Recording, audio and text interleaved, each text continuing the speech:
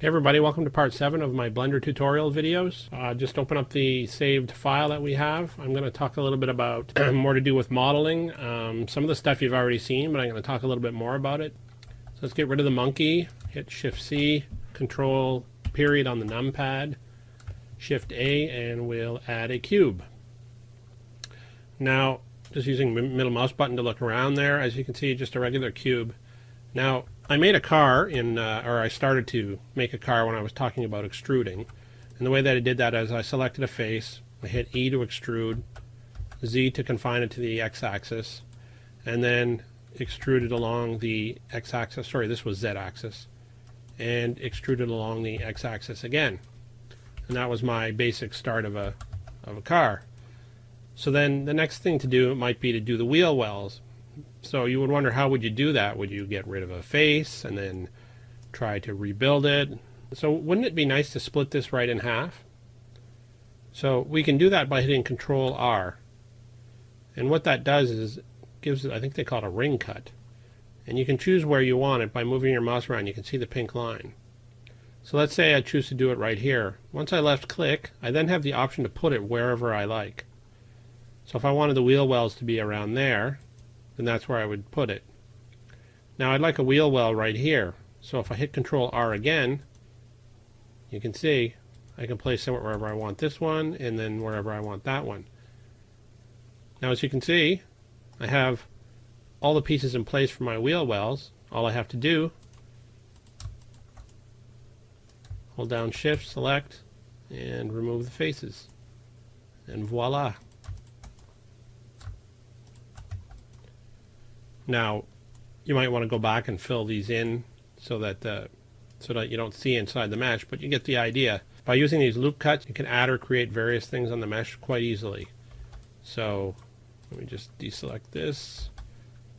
So I'll size this up a little bit. Oops, and turn this off. Like that. Now, I showed you before too, I mean, this looks obviously looks awful. Let's smooth it out in our shading.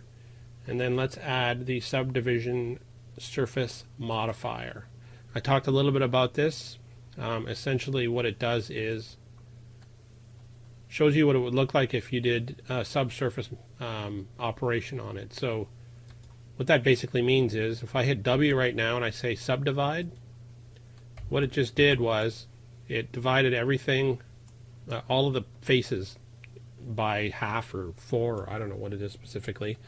If I do it again, you can see it subdivides everything again. The problem is, it's very difficult now to work with this. I can't mold it or do anything easily. I could use the proportional tool, but again, it would be difficult to work with. So I'll hit Ctrl Z to get out of that and reverse what I did.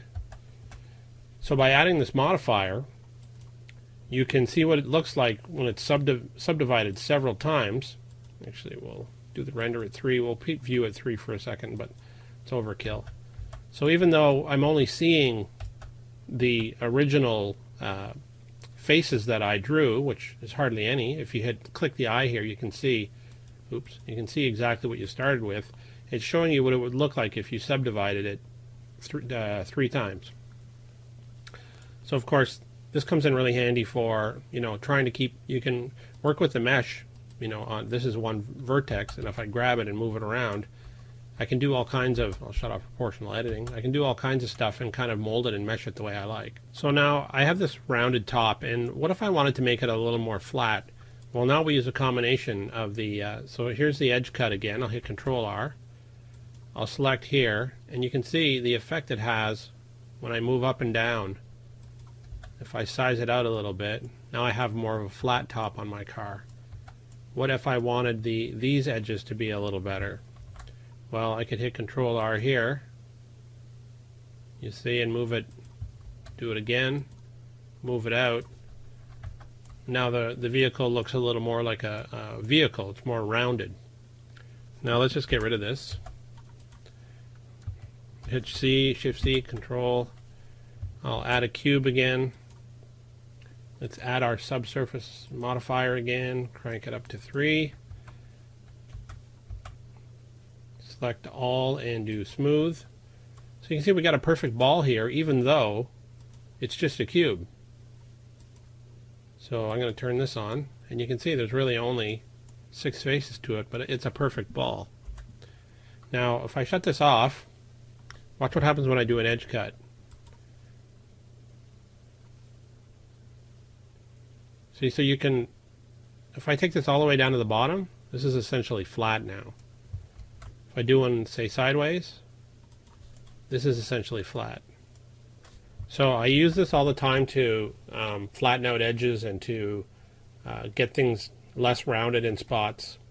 And it's a good way to do it. The other way, there's another way you can do it that I don't like, and that's you select the edge, then you hit Shift E, and as you drag it, it sort of applies the same thing that the same thing that the loop cut did, but I just never get it. It never looks right to me. I don't like doing it that way. It is a possibility. I mean, it's something you can try if you want to mess around with it, but I am not a fan. Okay, let's go back to where we were with Ctrl Z. Now let's say I create a loop cut like this, and I'm happy with it, and then I'm doing some other things. And I'm like, actually, I'm not really happy with that. Go back to vertex mode here. I'd kind of like to move it, especially if I don't have it selected. That would be tough to do. I'd have to select all the vertices, and then I could grab it up and down at that point, and that would work. But let's say, for example, the bottom part here was size small. Now if I selected these vertices and I moved them, you could see it wouldn't move smoothly along this angle here. But there is a way that you can do that. So what you want to do is you hit Ctrl E and you select Edge Slide. Now watch what happens.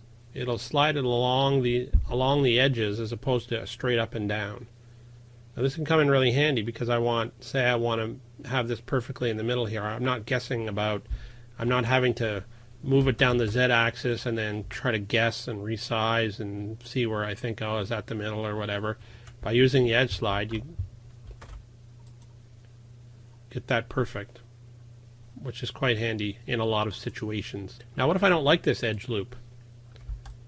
What if I want to get rid of it?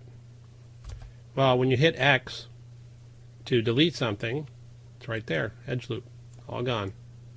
Perfect. Let's hit Ctrl Z to bring it back. Now I've been selecting it by using either the selection tool or manually selecting the vertices, but there's actually an easier way to select an edge, and that is you hold down Alt and then you right click on one of the faces or one of the lines or even one of the vertices, and that will allow you to select edge loops. So let's make a couple here. Oh, another thing you can do is when you if you hit Ctrl R and you got the pink line there, you can move your mouse wheel up and down to create more or less edge loops at one time. I don't use this often. It's a new feature and I keep forgetting about it. So let's say I'm out here and I wanted to select this edge loop. Just hold Alt, right click, there it is. What if I wanted